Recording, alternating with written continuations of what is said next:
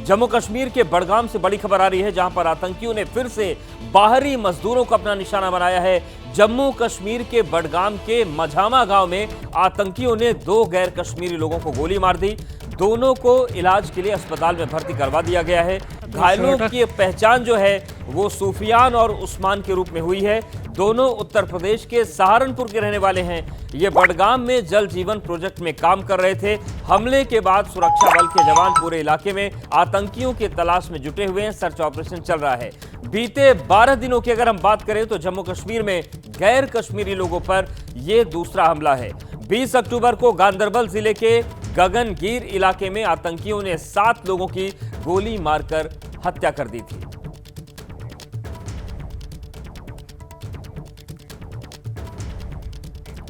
तो जम्मू कश्मीर में लगातार जो आतंकवादी हैं वारदातों को अंजाम दे रहे हैं। और चलिए चुनाव के बाद किस तरीके से आतंकी हमले हुए हैं ये पूरी तस्वीर हम आपको समझा देते हैं। तो जम्मू कश्मीर में चुनाव के बाद आतंकी वारदातों की बाढ़ सी आ गई है। आप देखिए शोपिया के जैनापोरा में एक नागरिक की मौत हुई। 18 अक्टूबर को यह आतंकी हमला हुआ था। उसके बाद 19 अक्टूबर की आप देखिए कहानी, कठुआ के हीरानगर में एक आतंकी को ढेर किया गया।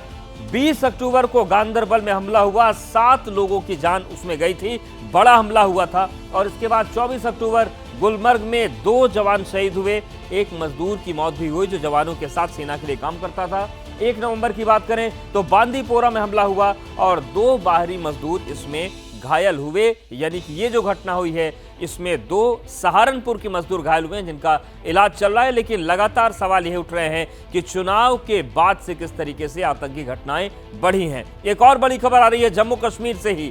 सूत्रों के मुताबिक उत्तरी कश्मीर के बांदीपोरा में आतंकियों ने सेना के कैंप पर फायरिंग कर दी है। सेना की जवाबी कार्रवाई के बाद आतंकी भाग गए। सेना इलाके की घेराबंदी करके अब आतंकियों की तलाश में जुट गई है। तो ये बड़ी और गंभीर खबर है। और खबर आ रही है जम्मू कश्मीर से, जहां पर कश्मीर के बांदीपोरा में आतंकियों ने सेना के कैंप पर फायरिंग की है। सूत्रों के हवाले से यह बड़ी खबर है। सेना के कैंप को निशाना बनाया गया है। आतंकियों की तरफ से फायरिंग की गई। हालांकि सेना की तरफ से जब जवाबी कार्रवाई शुरू हुई तो आतंकी वहां से भाग निकले।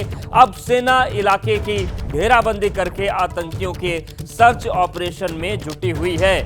तो जिस तरीके से घटनाओं का सिलसिला चल रहा है, इस सिलसिले में सीधे सेना के कैंप को निशाना बनाया गया। सूत्रों के मुताबिक खबर यह आ रही है कि उत्तरी कश्मीर के बांदीपोरा में आतंकियों ने सेना के कैंप पर फायरिंग कर दी। सेना की जवाबी कार्रवाई के बाद आतंकी भाग निकले।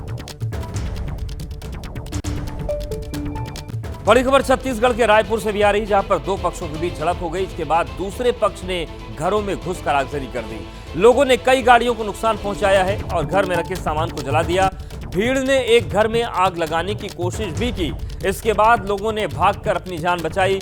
गांव में तनाव के बाद पुलिस बल को तैनात किया गया है। जानकारी के मुताबिक दीपावली की रात रायपुर के सकरी गांव में 2 परिवार में विवाद हुआ और इसके बाद 2 पक्ष आमने सामने आ गए। और अब तस्वीर आप देखिए किस तरीके से जमकर तोड़फोड़ हुई है, घरों को नुकसान पहुंचाया गया। तनाव के बाद पुलिस बल को तैनात किया गया है। तो छत्तीसगढ़ की राजधानी रायपुर में बड़ी घटना हुई है। 2 पक्षों में झड़प के बाद ये बवाल में बदल गई। इसके बाद दूसरे पक्ष ने घरों में घुसकर आगजनी कर दी।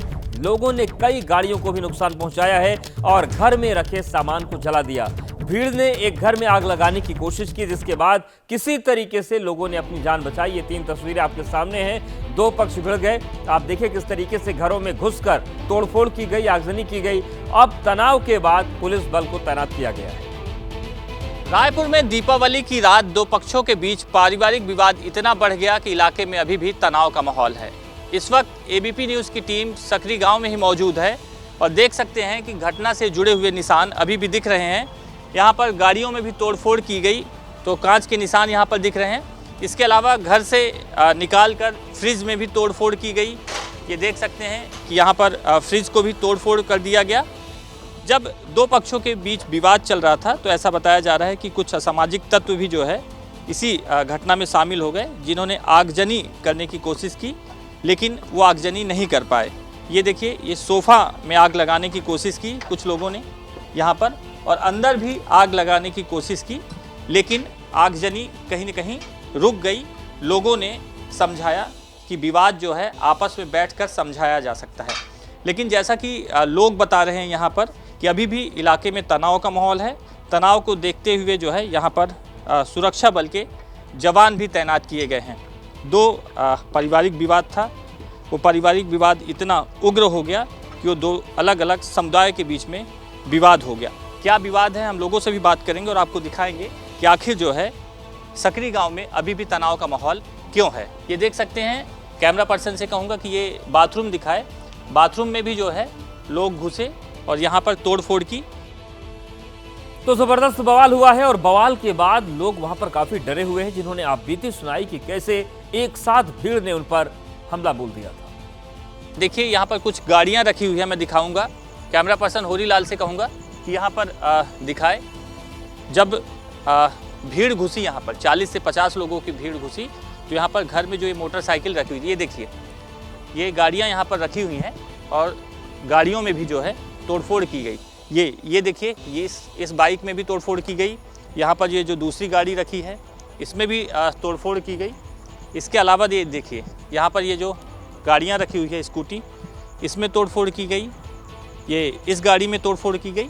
और फिलहाल जो है अभी भी गांव में तनाव का माहौल है, जिसके मद्देनज़र यहाँ पर जो CF के जवान हैं वो तैनात किए गए हैं। हम लोगों से भी बात करेंगे और जानेंगे कि आखिर जो है कितने की संख्या में लोग आए थे और क्या ये समझ पाए कि भीड़ जो है इन्हें मारने आ रही है, क्या मारने आ रही है। आप इसी घर के हैं, क्या हुआ था रात में? सर एक्चुअल में मैं बस्ती तरफ गया था रात को, वहाँ से मेरे को कॉल आया कि तुम्हारे भाई का सर किसी ने फोड़ दिया है। तो मैं आया तो मेरे भाई को लेके घर आया, क्या हुआ बोल के, तो पता चला कि लखन यादव है हमारा पड़ोसी, उसके बेटे ने वहाँ पे जो लड़के लोग 2-4 लोग बैठे थे। आप क्या नाम लिखते हो? मैं राहुल जांगड़े। तो वहाँ 2-4 लड़के थे, तो उसके साथ में पुरानी रंजिश के चलते इन्होंने ऐसा किया है। बताए कितने की संख्या में आए थे? ऐसा बताया जा रहा है 40 से 50 लोग अचानक से घर में। उससे ज़्यादा थे सर, ऐसा था। वो तो आप गेट देख सकते, गेट को तोड़ के आ रहे थे। हम लोग को तो पापा ज़बरदस्ती अंदर ले गए, नहीं तो हम लोग तो बच नहीं पाते। हम लोग अंदर में थे इसलिए सेफ है, वो लोग गाड़ियाँ जला के चले गए। सब पूरा झुंड के झुंड आ गए और पूरा दरवाज़ा पूरा सब तोड़ फोड़ करत रही। हम दरवाज़ा देखे लड़का मतलब सब ये अंदर मेरे बंद रहे। डर गए थे कि आज जान चली? हाँ हाँ, खोलते मर ही जाते, कोई भी मर जाती। सब गाँव से मेरा घर है, वो वहीं रहती थी और मैं धमतरी जिला वहाँ त्योहार मनाने गई थी और पूरा चूल्हा। बता रहे हैं कि जो दूसरा समुदाय घुसा वो सब लोग जो है नशे में थे। हाँ, सब नशे वाले थे वो। तो ये देखिए कि घटना के बाद जो है अभी भी जो है इस इलाके में तनाव का माहौल तो है ही है, घर के लोग भी डरे हुए हैं। तो छत्तीसगढ़ की राजधानी रायपुर के गांव में तनाव के बाद पुलिस बल को तैनात कर दिया गया है। हमारे सहयोगी JP त्रिपाठी की रिपोर्ट आपने देखी और देखिए किस तरीके से यहां पर पूरा बवाल हुआ है। सकरी गांव में तनाव का माहौल है कि कहीं दोबारा विवाद न हो जाए, दोबारा झड़प न हो जाए, उसके मद्देनज़र पुलिस बल के जवानों की तैनाती की गई है। ये देखिए सकरी गांव की तस्वीर आप देख लीजिए कि यहाँ पर जो है CF के जवान जो है तैनात किए गए हैं। इसके अलावा ये देखिए यहाँ पर, ये देखिए सुरक्षा बल के लगभग 30 से 40 जवानों की तैनाती गांव में की गई है, ताकि जो है दोनों ही पक्षों के बीच जो है विवाद दोबारा ना भड़क जाए। यहाँ पर कुछ जवान हैं, उनसे भी जानने की कोशिश करते हैं कि कितने जवानों की तैनाती की गई है। ये बताइए ये देखिए यहाँ पर जो है सुरक्षा बल के जवान तैनात हैं। अभी फ़िलहाल जो है रात भर रहेंगे आप लोग, इसीलिए भोजन चल रहा है क्या? जी, रात भर रहेंगे सर। ये देखिए रात भर इनकी ड्यूटी लगाई गई है। फ़िलहाल ये लोग अभी खाना पीना खा रहे हैं और गांव के अलग अलग जगहों पर जो है सुरक्षा बल के जो जवान हैं उनको तैनात कर दिया गया है कि अगर जो है किसी तरह की कोई विवाद की स्थिति आती है तो समय रहते उसे निपटाया जा सके। पश्चिम बंगाल के हावड़ा से बहुत ही दुखद घटना सामने आई है। पटाखे फोड़ने के दौरान आग लगने से 3 बच्चों की मौत हो गई। उलबेरिया में बच्चे पटाखे फोड़ रहे थे, तभी चिंगारी पास में रखे कुछ पटाखों पर गिर गई, जिसके बाद वहां पर भीषण आग लग गई और इसकी चपेट में एक घर और 3 बच्चे आ गए, जिनकी मौत हो गई। तो दुखद खबर सामने आ रही है पश्चिम बंगाल के हावड़ा से, जहां पर पटाखे फोड़ने के दौरान आग लगने की वजह से 3 बच्चे उसकी चपेट में आ गए और उनकी जान चली गई। उलबेरिया में बच्चे पटाखे फोड़ रहे थे, तभी चिंगारी पास में रखे कुछ पटाखों पर गिरी।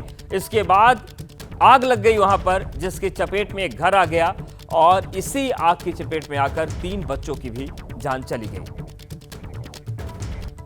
मध्य प्रदेश के बुरहानपुर से भी बड़ी खबर है, जहां पर कपड़ा फैक्ट्री में भीषण आग लग गई। फैक्ट्री में अचानक लगी आग से लाखों का सामान जलकर राख हो गया। आग कैसे लगी, इसकी वजह अभी सामने नहीं आई है। आग पर काबू पाने की कोशिशें की जा रही हैं। इस फैक्ट्री में पिछले साल भी बॉयलर फटने की वजह से आग लगी थी और एक बार फिर से बड़ा हादसा हुआ है। आप देखिए कितनी भीषण आग लगी है। मध्य प्रदेश के बुरहानपुर की ये तस्वीर हम आपको दिखा रहे हैं, जहां पर कपड़ा फैक्ट्री में भीषण आग लगी है। फैक्ट्री में अचानक आग लगी, जिससे लाखों का सामान जलकर राख हो गया। कपड़े में वैसे भी आग तेजी से फैलती है।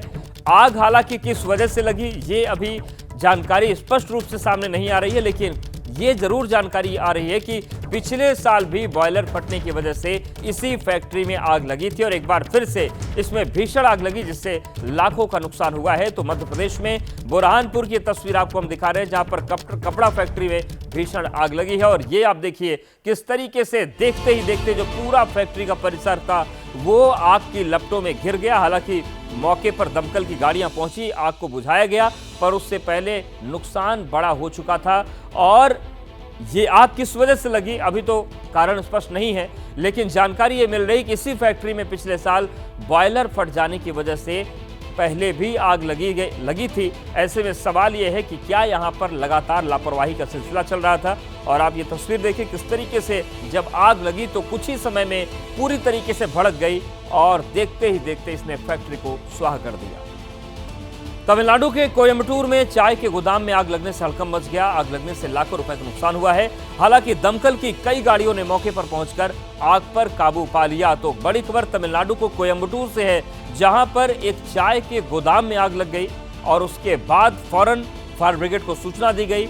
आग लगने से हालांकि यहां पर भी लाखों का नुकसान हुआ है। दमकल की गाड़ियां पहुंची और मौके पर पहुंचकर आग पर काबू पाया गया। अब देखिए यहां पर रेस्क्यू ऑपरेशन चलाना काफी कठिन था, इसीलिए यहां पर फायर ब्रिगेड की गाड़ियों के साथ ही साथ जेसीबी की मदद भी ली गई, ताकि अच्छे से अंदर जो फायर ब्रिगेड के कर्मचारी हैं, जो फायर फाइटर्स हैं, वो दाखिल होकर आग को जल्द से जल्द काबू में कर सके। हालांकि आग को काबू में कर लिया गया, लेकिन यहां पर भी लाखों रुपए का नुकसान हुआ है। ये तस्वीर है तमिलनाडु के कोयम्बटूर की, जहां पर चाय के गोदाम में आग लग गई थी। चुनावी वादों को लेकर कांग्रेस अध्यक्ष मल्लिकार्जुन खड़गे और पीएम मोदी ने जुबानी जंग उनके बीच जो हुई वो बढ़ गई है। पीएम मोदी के कांग्रेस के चुनावी वादों पर सवाल उठाने के बाद अब मल्लिकार्जुन खड़गे ने प्रधानमंत्री मोदी पर पलटवार किया है। उन्होंने पीएम मोदी पर झूठ बोलने और धोखा देने का आरोप लगा दिया है। उन्होंने प्रधानमंत्री नरेंद्र मोदी की गारंटी को मजाक बताते हुए निशाना साधा कि गारंटी के मुद्दे पर सवाल उठाने से पहले वो खुद को देखें। खड़गे ने बेरोजगारी, घरेलू बचत की गिरावट, पेपर लीक और आर्थिक असमानता के मुद्दे को उठाया और चुनावी वादों पर सवाल खड़े किए। मल्लिकार्जुन खड़गे ने सवाल किया कि हर साल 2 करोड़ नौकरियों का वादा किया गया था, लेकिन भारत में बेरोजगारी दर 45 साल के उच्चतम स्तर पर क्यों है। ये देखिए एक्स पर पोस्ट किया है। उन्होंने लिखा कि 100 दिवसीय योजना के बारे में आपका ढोल पीटना एक सस्ता पीआर स्टंट था। आगे वो लिखते हैं 16 मई 2024 को आपने यह भी दावा किया था कि आप 2047 के रोड मैप के लिए 20 लाख से अधिक लोगों से राय आपने ली। पीएमओ में दायर आरटीआई ने आपके झूठ को उजागर करते हुए विवरण देने से इनकार कर दिया। मल्लिकार्जुन खड़गे का एक्स पर पोस्ट है। आगे लिखते हैं बीजेपी में बी का मतलब विश्वासघात, जबकि जे का मतलब जुमला है। और आगे वो लिखते हैं कि हर साल 2 करोड़ नौकरियों का वादा किया गया था, लेकिन भारत में बेरोजगारी दर 45 साल के उच्चतम स्तर पर क्यों है। जहां भी मुट्ठी भर नौकरियों के लिए रिक्तियां होती हैं, वहां पर भगदड़ क्यों देखी जाती है। सवाल पूछे मल्लिकार्जुन खड़गे ने। 7 साल में 70 पेपर लीक का जिम्मेदार कौन। सार्वजनिक उपक्रमों में हिस्सेदारी बेचकर किसने 5 लाख नौकरियां छीनी। नरेंद्र मोदी जी, झूठ, छल कपट, लूट और प्रचार, ये 5 विशेषण आपके हैं। तो मल्लिकार्जुन खड़गे ने भी तीखा हमला प्रधानमंत्री पर किया है। तो प्रधानमंत्री नरेंद्र मोदी ने सवाल उठाए थे कि कांग्रेस किस तरीके से झूठे वादे करती है, और उसके बाद मल्लिकार्जुन खड़गे ने भी लंबा चौड़ा पोस्ट लिखा और सवाल सरकार पर उठाए। उन्होंने पूछा कि पिछले साल में थाली की कीमत 52% क्यों बढ़ी, टमाटर 24%, आलू की 180% और प्याज की 60% दाम क्यों बढ़े, ये सवाल उठाएं। और चलिए विस्तार से ये जो पूरी जुबानी जंग सियासत में चली है इसको आपको बताते हैं कि क्या इस वक्त चल रहा है। मल्लिकार्जुन खड़गे ने पीएम मोदी से सवाल पूछे हैं कि हर साल 2 करोड़ नौकरी के वादे का क्या हुआ जो आपने किया था। मल्लिकार्जुन खड़गे ये भी पूछ रहे हैं कि हर जगह नौकरी के लिए इतनी भीड़ आखिर क्यों होती है। इसके अलावा उन्होंने पूछा है कि 7 साल में 70 पेपर लीक के लिए आखिर कौन जिम्मेदार है, प्रधानमंत्री से सवाल कर रहे हैं। उसके बाद वो पूछ रहे हैं कि बहुत हुई महंगाई का मार, अब क्या हुआ। ये महंगाई को लेकर उन्होंने सवाल पूछा। घर की बचत 50 साल के न्यूनतम स्तर पर क्यों पहुंच गई है, ये सवाल भी मल्लिकार्जुन खड़गे ने पूछा है। और वो पूछते हैं कि अच्छे दिन के वादों का आखिर क्या हुआ। प्रधानमंत्री पर सीधे सवाल उनके विकसित भारत का क्या हुआ, ये भी मल्लिकार्जुन खड़गे सवाल पूछ रहे हैं। वो पूछते हैं कि मैं देश नहीं झुकना दूंगा, इस नारे का आखिर क्या हुआ। और आगे वो लिखते हैं कि न खाऊंगा न खाने दूंगा, इस दावे का क्या हुआ। तो ये वो तमाम सवाल हैं जो मल्लिकार्जुन खड़गे ने एक्स पर पोस्ट करके प्रधानमंत्री से पूछे हैं। अब बात करते हैं महाराष्ट्र की। महाराष्ट्र में चुनाव की तारीख जैसे जैसे नजदीक आ रही है, जुबानी जंग भी तेज हो गई। एबीपी न्यूज से खास बातचीत में नवाब मलिक ने बड़ा बयान दिया है। उन्होंने दावा किया है कि वो महायुति के उम्मीदवार नहीं है और उन्हें मुस्लिम होने की वजह से निशाना बनाया जा रहा है। साथ ही उन्होंने ठाकरे परिवार और शरद पवार का एक साथ आने की नसीहत दी है। हम स्वागत करते हैं नवाब मलिक जी का। नवाब भाई, आपका स्वागत है एबीपी न्यूज़ में। आर्यन खान के खिलाफ आप बाजू मान रहे थे, आप उसके पूरे फेवर में थे। अब एक IRS ऑफिसर या पूरे सिस्टम को आपने पूरे रोक के रखा था और उसकी सच्चाई आपने सामने लाई। उसके बाद पूरी दुनिया ने देखा, देश ने देखा कि आपके ऊपर फिर दाऊद को लेकर कई सारे आरोप हो गए। भाजपा ने आपके खिलाफ मोर्चा निकाला, रास्ते पे उतरे। इस बात का क्या सच्चाई, क्या ये लगातार आरोप हो रहे? नहीं, देखिए ऐसा है, मुझे मनी लॉन्ड्रिंग के मामले में गिरफ्तार किया गया और जो मुझे गिरफ्तार किया गया है कोई ना टेरर का मामला है ना दाऊद का कहीं कोई संबंध है, लेकिन लगातार मुझे बदनाम करने के लिए इस तरह की बयानबाजी होती रही। फिर चुनाव से पहले कुछ नेता बेलगाम होकर इस तरह के बयान दे रहे हैं, लेकिन जो लोग भी गैर जिम्मेदाराना तरीके से इस तरह की चीज़ें कर रहे हैं उन पे हम कानूनी कार्रवाई करेंगे और निश्चित रूप से करेंगे। यानी आपका नाम नवाब मलिक है, ये आपकी गलती है, ऐसा आपको ऐसा? नहीं, गलती नहीं, means आपका नाम कोई दूसरा रहता नहीं। जिस तरह की देश में राजनीति है, जिस तरह के कुछ लोग ओछी राजनीति करते हैं, उन्हें लगाम लगाना जरूरी है। यानी आपको लग रहा है कि हिंदू मुस्लिम वाला ये नहीं, बिल्कुल नहीं। हिंदू मुसलमान का कहाँ सवाल है। मेरी छवि को बर्बाद करने की कोशिश की जा रही है। लगातार कोशिश हुई, लेकिन फिर कुछ रुक गई थी और फिर कुछ बदमाशियाँ हो रही हैं, तो कानूनी कार्रवाई कौन है नवाब भाई इसके पीछे? ठीक है ना, जब नोटिस आएगा तो पता चलेगा। जिनके नाम नोटिस जाएंगे, जिन पे मुकदमे दर्ज होंगे, तो नाम सामने आएंगे। देवेंद्र फडणवीस, आशीष शेलार खुल के आपके विरोध में बात ठीक है, कोई भी हो, कितना भी बड़ा हो, महायुति का धर्म नहीं निभा रहे, कितना भी बड़ा नेता हो, कार्रवाई मैं करूँगा और करूँगा। महायुति का धर्म है, कोई गठबंधन में गठबंधन का धर्म, मैं महायुति का उम्मीदवार नहीं हूँ। मैं राष्ट्रवादी कांग्रेस पार्टी का उम्मीदवार हूँ। मैं चुनाव लड़ूंगा, जीतूंगा, कितना विरोध करना था। पार्टी तो गठबंधन में है ना। ठीक है, नवाब मलिक नहीं है ना। राष्ट्रवादी कहाँ है, क्या है, सवाल ये नहीं। नवाब मलिक पूरी ताकत से चुनाव लड़ेगा, जिसे विरोध करना है करे, हम चुनाव जीतेंगे। कभी कभी ऐसे दिल में आता है कि एक बार शरद पवार, अजित पवार ही एक हो पाएंगे। देखिए, परिवार कौन सा कब एक हो जाएगा क्या पता। ठाकरे परिवार भी एक हो सकता है, पवार परिवार भी एक हो सकता है। सब लोग चाहते हैं देश में, महाराष्ट्र में, कि ठाकरे परिवार एक हो जाए, पवार परिवार एक हो जाए, लेकिन एक होना नहीं होना उन लोगों को तय करना है। हम लोग या आप लोग या जनता नहीं कर सकते। चुनाव के नतीजे एक साथ ला सकते हैं क्या पवार परिवार को? राजनीति में कोई चीज़ असंभव नहीं, कभी भी कुछ भी हो सकता है। 2019 में जो हुआ, कभी किसने सोचा था? तो चीज़ें बदलते रहती है परिस्थिति अनुरूप। लेकिन राष्ट्रवादी कांग्रेस पार्टी, अजीत पवार जी महाराष्ट्र की राजनीति में बहुत रिलेवेंट रहेंगे, किंग मेकर रहेंगे, ये बात सच है।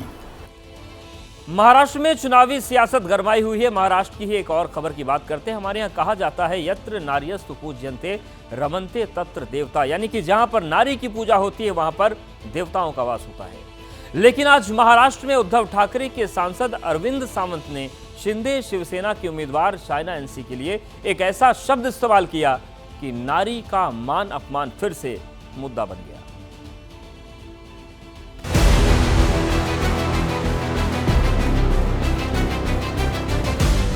ये पलटवार है शाइना एनसी का।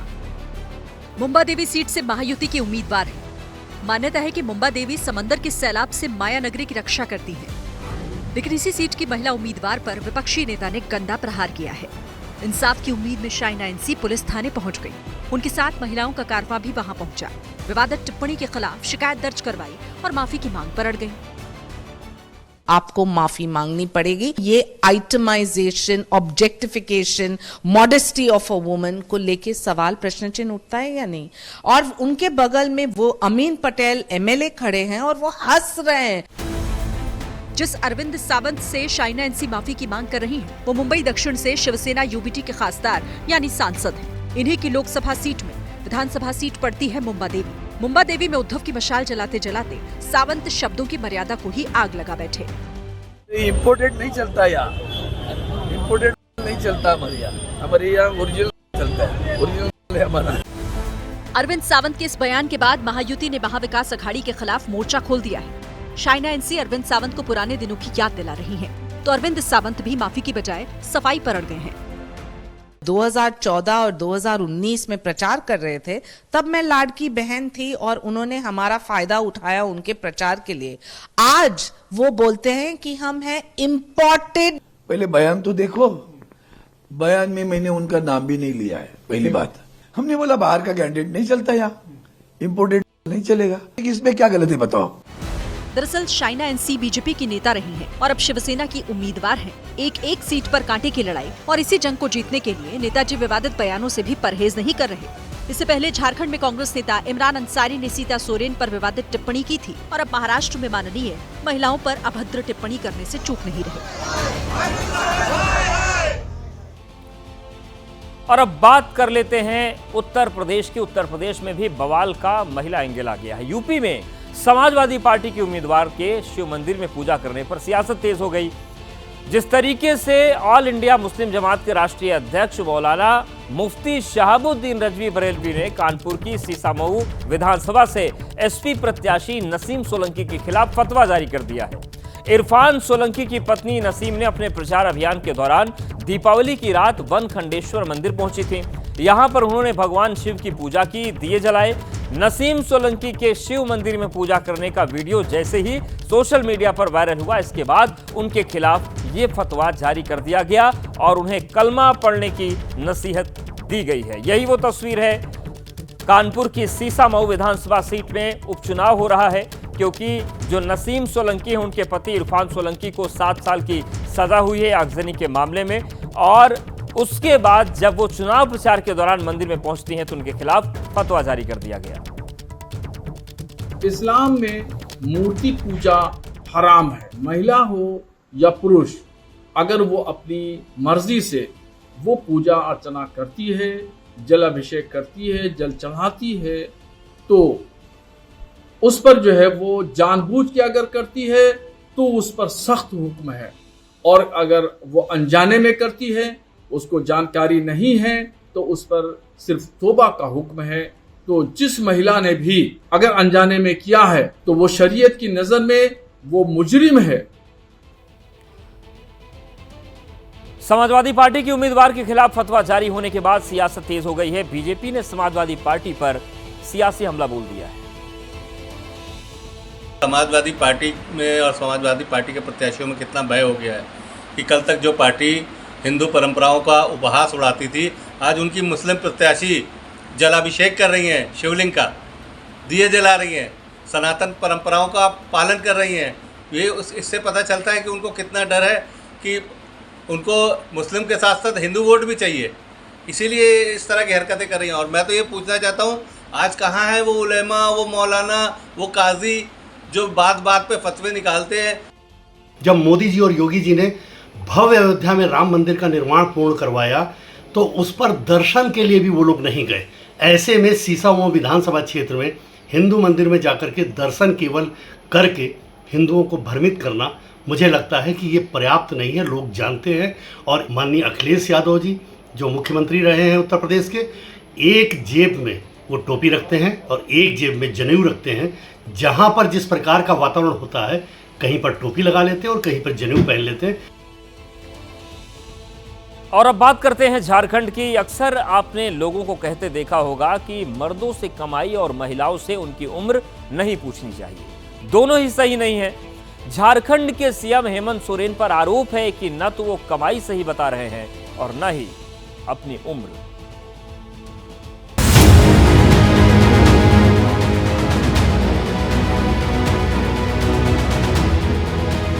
पहली तस्वीर 2019 विधानसभा चुनाव का हलफनामा।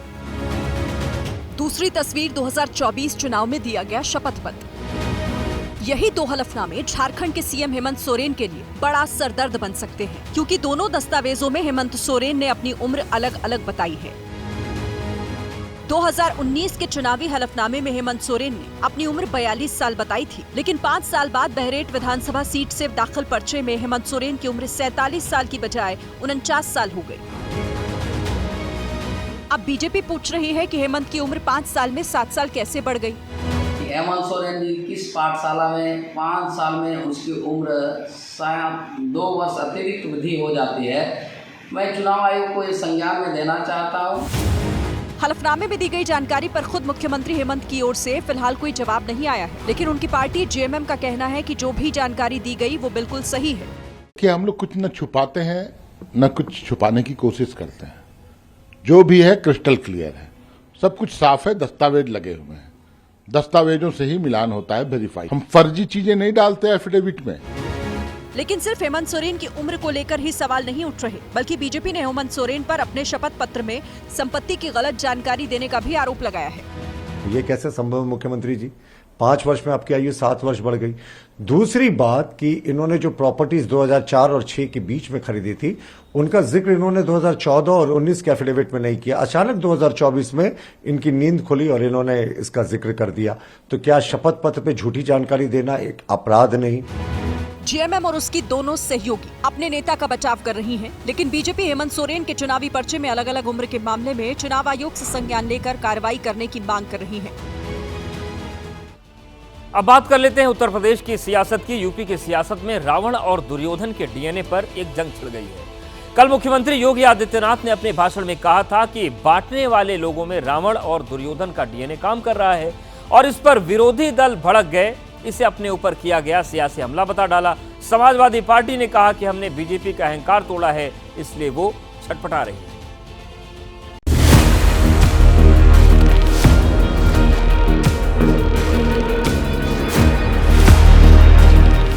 दीपावली पर राम और रावण के प्रसंग का जिक्र आया तो सियासतदानों ने भी किरदार तलाश लिए। उत्तर प्रदेश के मुख्यमंत्री योगी आदित्यनाथ ने त्रेता का जिक्र कर कलयुग के रावण की पहचान बता डाली।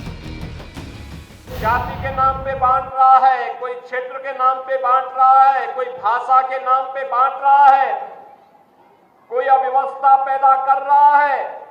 याद करना, ये बांटने वाले तत्व, इनमें रावण और दुर्योधन का ही डीएनए इसमें काम कर रहा है।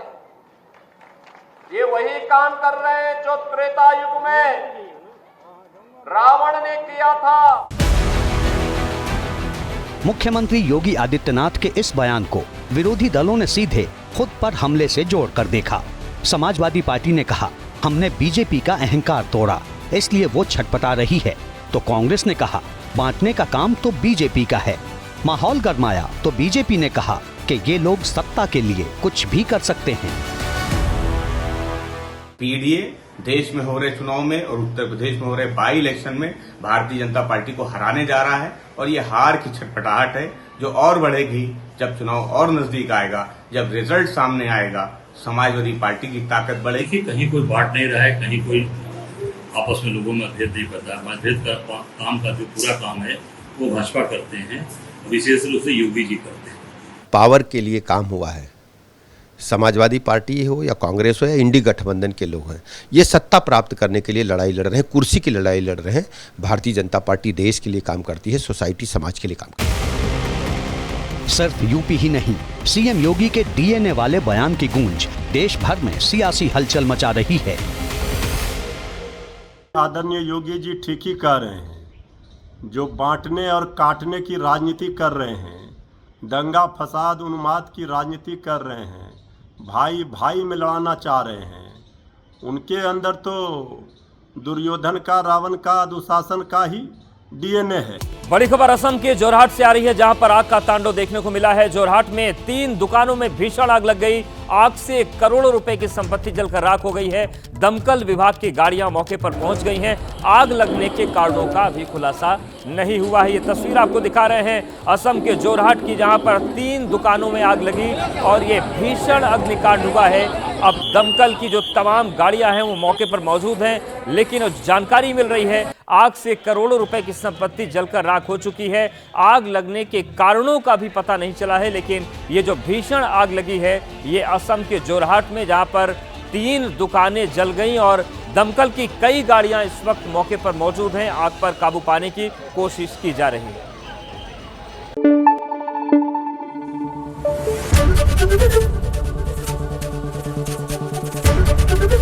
एबीपी न्यूज आपको रखे आगे।